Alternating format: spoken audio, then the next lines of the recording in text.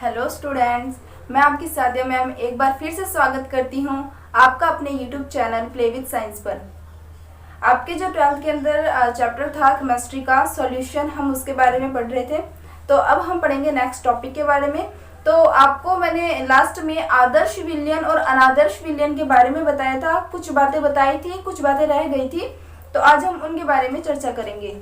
देखो, आदर्श विलयन और अनादर्श विलयन के अंदर मैंने आपको अंतर समझाया था, उसमें एक अंतर आपका रह गया था, ध्यान से समझना। आदर्श विलयन की अगर हम बात करते हैं तो आपको इसकी डेफिनेशन पता है। आदर्श विलयन वे विलयन होते हैं जो राउल के लॉ को या राउल के नियम की पालना करते हैं, ठीक है। और अनादर्श विलयन कौन से विलयन होते हैं? अनादर्श विलयन वे विलयन होते हैं जो राउल के नियम की पालना नहीं करते, ठीक है। तो देखो, यहाँ पर आदर्श विलयन की बात करें तो क्या था? P1 equals to P1 not x1, P2 equals to P2 not x2 and P total equals to P1 plus P2, ठीक है। ये आपका था फॉर्मूला। और अनादर्श के अंदर क्या था कि P1 not equals to P1 not x1, P2 not equals to P2 not x2, P total not equals to P1 plus P2, ठीक है। देखो, अगर आप लोगों को ऐसा लग रहा है ना कि ये समझ नहीं आ रहा, तो इससे पहले वाला जो मैं वीडियो बना चुकी हूँ उसमें मैंने इसको बहुत अच्छे से क्लियर किया हुआ है। तो आप लोग चैनल को सब्सक्राइब करके प्लेलिस्ट में जाकर वीडियोस देख सकते हो, ठीक है। ये मैं जस्ट रिवाइज करवा रही हूँ आप लोगों को। अब उसके बाद ये तो फर्स्ट कंडीशन है। सेकेंड कंडीशन क्या था? Del H equals to 0 and third condition क्या था? Del V equals to 0। लेकिन अनादर्श के अंदर क्या था? जो सेकंड कंडीशन है वो del H is not equals to 0 और third condition del V it is not equals to 0। इसके अंदर जो आपका फोर्थ कंडीशन है वो आपका रह गया था, वो मैं आपको अच्छे से बता देती हूँ। फोर्थ कंडीशन में क्या है? विलय आकर्षण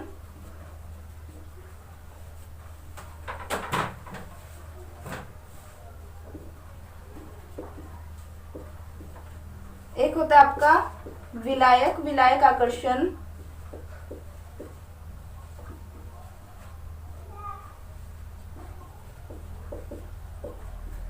इजिकल्स टू विलायक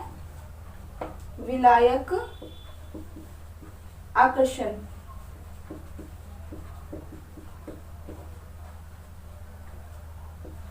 क्लियर बात? तो इससे मैंने आपको क्या बताया है कि विलय आकर्षण, विलायक आकर्षण और विलायक आकर्षण जो होंगे वो आपस में इक्वल होंगे। किसमें? आदर्श विलयन में। यानी आदर्श विलयन ये कहता है कि हमने जो विलय ले रखा है उन विलय के अणुओं के बीच में जो आकर्षण होगा, एक तो वो, और दूसरी बात जो हमने विलायक ले रखा है जो उनके बीच में आकर्षण होगा, वो जब हम विलय और विलायक को मिक्स कर देंगे तो उनके बीच में जो आकर्षण होगा वो इन दोनों के आकर्षण के बराबर होगा।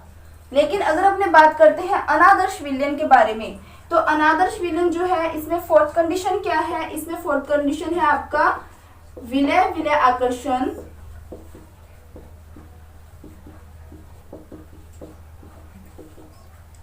नेक्स्ट आपका है विलायक आकर्षण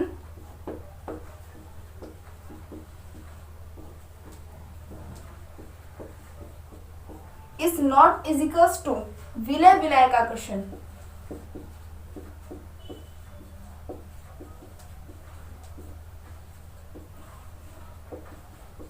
यानी अब जो हम अनादर्श विलयन की बात करते हैं तो इसमें क्या होता है कि जो आपके पास विलय है उनके अणुओं के बीच में आकर्षण, और जो आपके पास विलायक है इनके अणुओं के बीच में जो आकर्षण होगा वो विलायक आकर्षण की तुलना में या तो ज्यादा होगा या फिर कम होगा, बराबर नहीं होगा। ये है अनादर्श विलयन के बारे में। अब हम डिटेल से बात करेंगे अनादर्श विलयन के बारे में। तो जो आपका अनादर्श विलयन है ये आपके दो प्रकार से है। दो प्रकार होते हैं इसके, एक तो आप पढ़ोगे धनात्मक विचलन और एक आप पढ़ोगे ऋणात्मक विचलन, ठीक है। तो अगर अपने बात करें धनात्मक और ऋणात्मक विचलन के बारे में तो इसके बारे में हम अच्छे से पढ़ेंगे। तो आपको सबसे पहले तो ये ध्यान में रखना है आदर्श विलयन के अंदर कौन कौन सी कंडीशनें हैं और अनादर्श विलयन में कौन कौन सी कंडीशनें हैं। नेक्स्ट हम बात करेंगे अनादर्श विलयन के बारे में। तो ये कितने टाइप की होती है? ये आपकी 2 टाइप की होती है। एक तो होता है इसके अंदर धनात्मक विचलन, और जो सेकंड है इसके अंदर वो है आपका ऋणात्मक विचलन। ठीक है, तो सबसे पहले हम बात करेंगे धनात्मक विचलन के बारे में। किसके बारे में बात करेंगे? अपने फर्स्ट जो हमारा पॉइंट है वो है आपका धनात्मक विचलन। देखो, धनात्मक विचलन की बात करें तो धनात्मक विचलन के अंदर क्या होता है, पीछे जो हम कंडीशन पढ़ रहे थे P1 not is equals to P1 not x1, लेकिन यहाँ पर क्या होगा, धनात्मक विचलन के अंदर जो P1 का मान होगा यानी जो वाष्प दाब का मान होगा वो क्या होगा, P1 नॉट x1 से ज्यादा होगा। और P2 की बात करें तो यहाँ पे जो आपका P2 का वाष्प दाब होगा वो क्या होगा, P2 नॉट x2 से ज्यादा होगा। तो P टोटल का मान क्या होगा, P1 प्लस P2 से ज्यादा होगा। ये तो हम बात कर रहे हैं धनात्मक विचलन के बारे में। अब धनात्मक विचलन में और कौन कौन सी कंडीशनें हैं वो भी मैं आपको बताती हूँ। तो ये 3 कंडीशन आपको ध्यान में रखना है।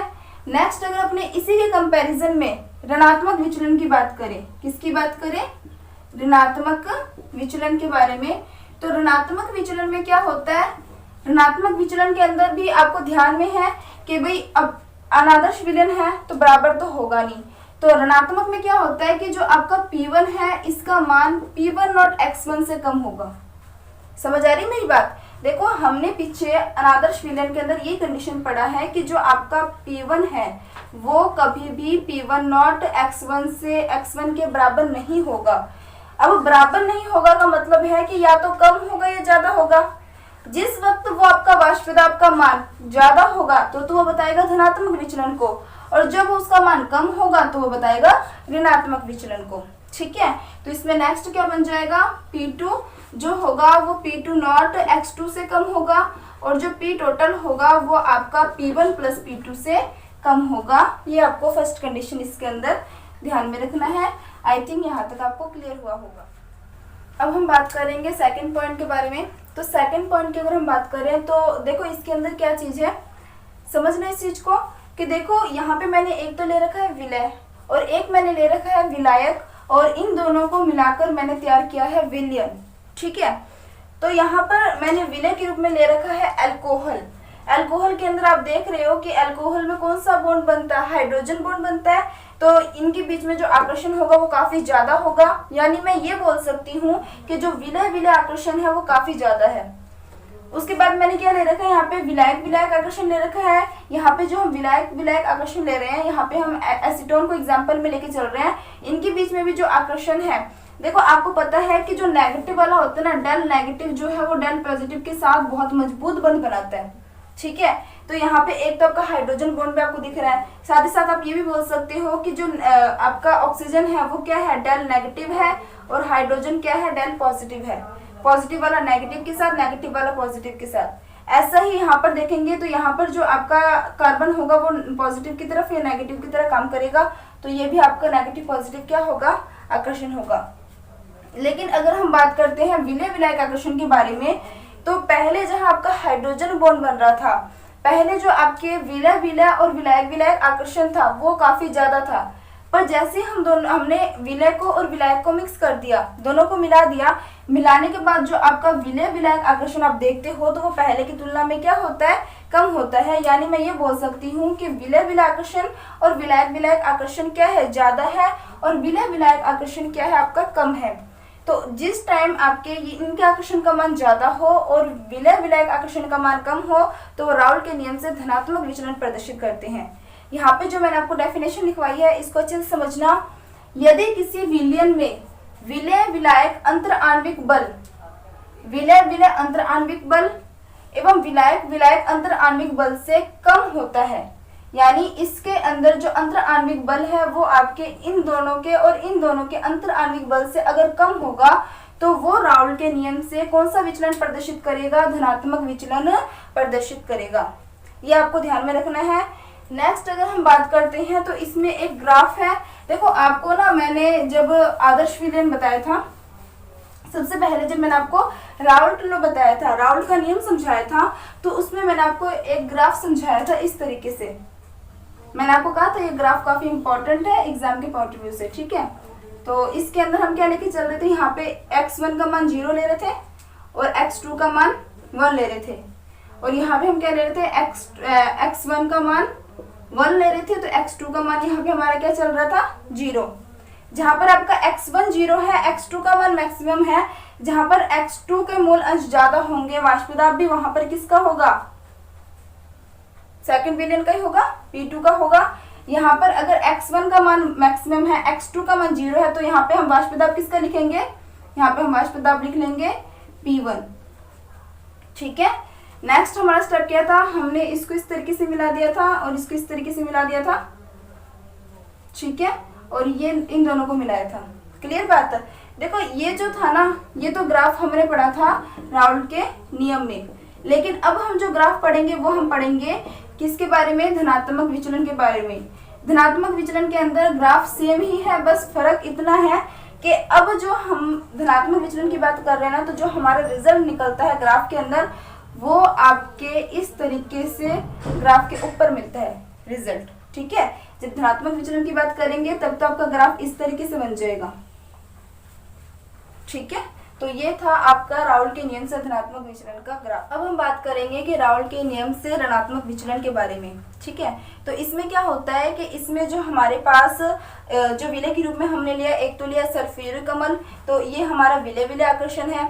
जब दो सल्फ्यूरिक अम्ल जो है इनके अणुओं के बीच में आकर्षण देखेंगे, और यहाँ पे हमने जो जल की बात कर रहे हैं, जल में विलायक विलायक आकर्षण है, और इनके बीच में जो आकर्षण है, जब इनको मिला दिया जाता है, यानी जब इनका विलयन कर लिया जाता है, तो विलय विलायक आकर्षण जो है इनकी तुलना में ज्यादा होता है, ठीक है। तो अगर हम इसकी डेफिनेशन की बात करें तो डेफिनेशन क्या है, यदि विलय विलायक अंतर आणविक बल, विलय विलय अंतर आणविक बल एवं विलायक विलायक अंतर आणविक बल से अधिक हो, ठीक है, यानी जब हमारा विलय विलायक आकर्षण बल जो है या अंतर आणविक बल जो है वो विलय विलय और विलायक विलायक अंतर आणविक बल से ज्यादा होगा, तो उस टाइम वो राउल्ट के नियम से ऋणात्मक विचलन प्रदर्शित करता है। तो ये यहाँ तक आपको समझ आ गया होगा। अब उसके बाद नेक्स्ट जो है हम ग्राफ बना लेंगे। जैसे हमने धनात्मक विचलन में ग्राफ बनाया था, वैसे ही हम ऋणात्मक विचलन में ग्राफ बनाएंगे।